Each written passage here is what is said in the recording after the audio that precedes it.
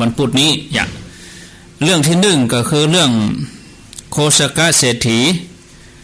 แถมเรื่องนึงก็เรื่องที่ท่านสารีบุตรไปบอกอันอย่างกับโจรอย่างแต่นี้ถ้าลืมนิ่มได้ละโยมทวงพระเจ้านี่ กำลังจะฉันเข้าวันนี้อย่าไปลืมเด้อโคสกะเศรษฐีเนี่ยค้างคาไว้ถ้าบัดตอบนี่วันพุธก็จะพอกพูนขึ้นไปแถมอยากเนาะครับนิมนต์สนทนากันเรื่องของโคสกะเศรษฐีก่อนก็ว่าจะเอาสารีบุตรบอกอย่างกับโจรก่อนเอาอาจารย์ท่านพระครูสมเด็จธรรมเสวีขออนุญาตครูบาอาจารย์นะครับพอดีเขาอู้เรื่องกรรมกันเองครับ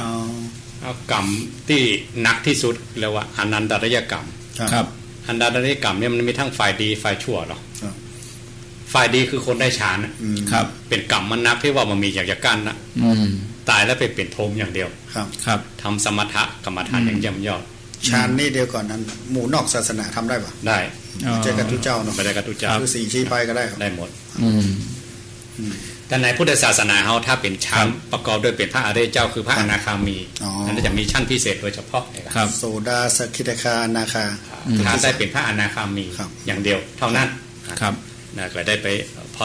ปุ๊บก่อนอันนั้นได้กรรมฝ่ายดีนะปาไปเป็นพรหมเลยเป็นพรหมแล้วระบบปีกมาแล้วระบบปีกมาแล้วแต่ถ้าเป็นพรหมปุถุชนเนี่ยก็ยังมีอายุขัยอยู่ปีกมาอยู่ครับแต่ถ้าอนันตริยกรรมฝ่ายชั่วก็คือคนที่ทำบาปอันหนักอยากใจการอย่างพระเทวทัตกาทำบาปหรือพระเจ้าอาชาติศัตรูฆ่าพระเจ้าพิมพิสารฆ่าป่ออย่างหมดนี้ก็ลงมหาเวจีฆ่าแม่ตัวเนาะถ้าว่าแม่ก็ไม่ได้นะอันนี้ฆ่าป่อฆ่าแม่ตัดสายใยนี่ก็มันมีอย่างจะลองทำได้นอกจากจะไปมอดพบไปใจเรื่องการทำบุญ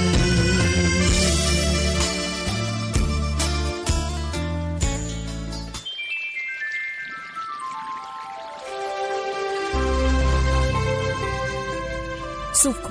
ปุญญสะอุจโยการสั่งสมบุญนำความสุขมาให้การสั่งสมบุญกุศลผลเป็นสุขผ่อนคลายทุกข์เศร้าหมองหน้าผ่องขำปลูกนิสัยใฝ่บุญเป็นประจำจะสุขล้ำสำราญเบิกบานใจ